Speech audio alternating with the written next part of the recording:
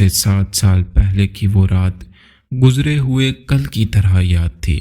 وہ اس قتل پر خوش بھی تھا اور ناخوش بھی۔ خوش اس لیے کہ اس کے اپنے قبیلے کے ہی ایک آدمی نے اس کے مذہب کو، جو بت پرستی تھی، باطل کہہ دیا اور اپنے آپ کو خدا کا پیغمبر کہہ دیا۔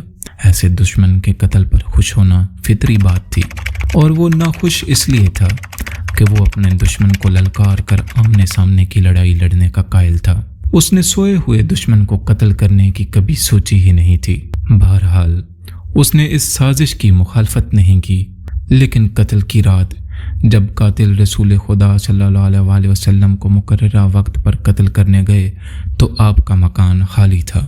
وہاں گھر کا سامان بھی نہیں تھا، نہ آپ کا گھوڑا تھا، نہ اونٹنی۔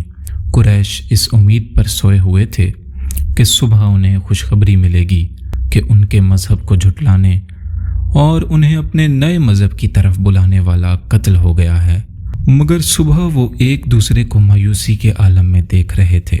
پھر وہ سرگوشیوں میں ایک دوسرے سے پوچھنے لگے، محمد کہاں گیا؟ رسول خدا صلی اللہ علیہ وسلم قتل کے وقت سے بہت پہلے اپنے قتل کی سازش سے آگاہ ہو کر یثرب یعنی مدینہ کو ہجرت کر گئے تھے۔ صبح تک آپ صلی اللہ علیہ وسلم بہت دور نکل گئے تھے۔ خالد کے ذہن سے یادیں پھوٹتی چلی آ رہی تھیں۔ ذہن پیچھے ہی پیچھے ہٹتے ہٹتے 16 برس دور جا نکلا۔ 613 عیسوی کی ایک شام رسول کریم صلی اللہ علیہ وسلم نے قریش کے چند ایک سرکردہ افراد کو اپنے ہاں کھانے پر مدعو کیا۔ کھانے کے بعد رسول کریم صلی اللہ علیہ وسلم نے اپنے مہمانوں سے کہا، اے بنی عبد المطلب، میں تمہارے سامنے جو تحفہ پیش کرنے لگا ہوں وہ عرب کا کوئی اور شخص پیش نہیں کر سکتا، اس لیے کہ اللہ نے مجھے منتخب کیا ہے۔ مجھے اللہ نے حکم دیا ہے کہ تمہیں ایک ایسے مذہب کی طرف بلاؤں جو تمہاری دنیا کے ساتھ تمہاری عاقبت بھی آسودہ اور مسرور کر دے گا۔ اس طرح رسول خدا صلی اللہ علیہ وسلم نے پہلی وحی کے نزول کے 3 سال بعد اپنے قریبی عزیزوں کو اسلام قبول کرنے کی دعوت دی۔ خالد اس محفل میں نہیں تھا، اس کا باپ مدعو تھا۔ اس نے خالد کو مذاق اڑانے کے انداز میں بتایا تھا کہ عبد المطلب کے پوتے محمد نے کہا ہے کہ وہ اللہ کا بھیجا ہوا نبی ہے۔ ہم جانتے ہیں کہ عبد المطلب قریش کا ایک سردار تھا۔ الولید نے اپنے بیٹے سے کہا، بے شک محمد کا خاندان اعلیٰ حیثیت رکھتا ہے، لیکن نبوت کا دعویٰ اس خاندان کا کوئی فرد کیوں کرے؟ اللہ کی قسم اور حبل اور عزا کی، میرے خاندان کا رتبہ کسی سے کم نہیں۔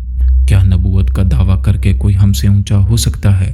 آپ نے اسے کیا کہا ہے؟ خالد نے پوچھا۔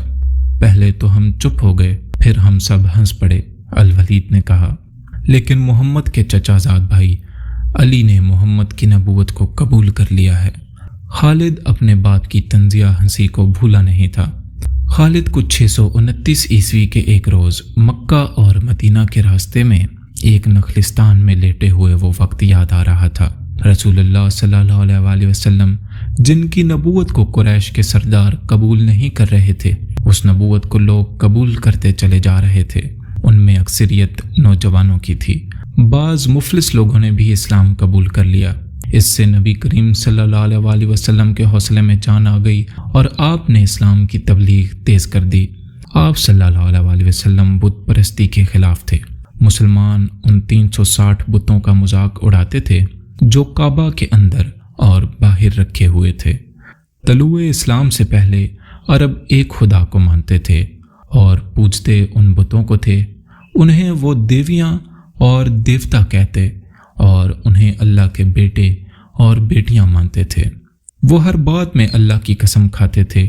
قریش نے دیکھا کہ محمد صلی اللہ علیہ وسلم کے جس دین کا انہوں نے مذاق اڑایا تھا وہ مقبول ہوتا جا رہا ہے، تو انہوں نے آپ صلی اللہ علیہ وسلم کی تبلیغی سرگرمیوں کے خلاف محاذ بنا لیا اور مسلمانوں کا جینا حرام کر دیا۔ خالد کو یاد آ رہا تھا کہ اس نے اللہ کے رسول کو گلیوں اور بازاروں میں لوگوں کو اکٹھا کر کے انہیں اسلام قبول کرنے کی دعوت دیتے اور بتاتے دیکھا تھا کہ بت انہیں نہ فائدہ دے سکتے ہیں نہ نقصان۔ عبادت کے لائق صرف اللہ ہے جو وحدہ لا شریک ہے۔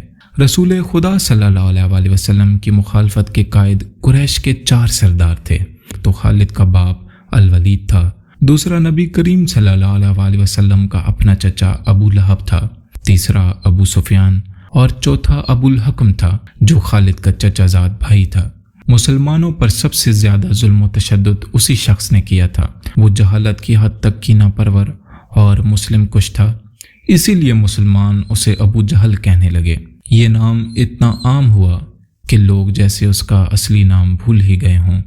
تاریخ نے بھی اس پستہ قد، بھینگے اور لوہے کی طرح مضبوط آدمی کو ابو جہل کے نام سے ہی یاد رکھا ہے۔ خالد کو یہ یادیں پریشان کرنے لگیں، شاید شرمسار بھی۔ قریش کے لوگوں نے رسول خدا کے گھر میں کئی بار غلاظت پھینکی تھی۔ جہاں کوئی مسلمان اسلام کی تبلیغ کر رہا ہوتا، وہاں قریش کے آدمی جا پہنچتے اور ہلڑ مچاتے تھے۔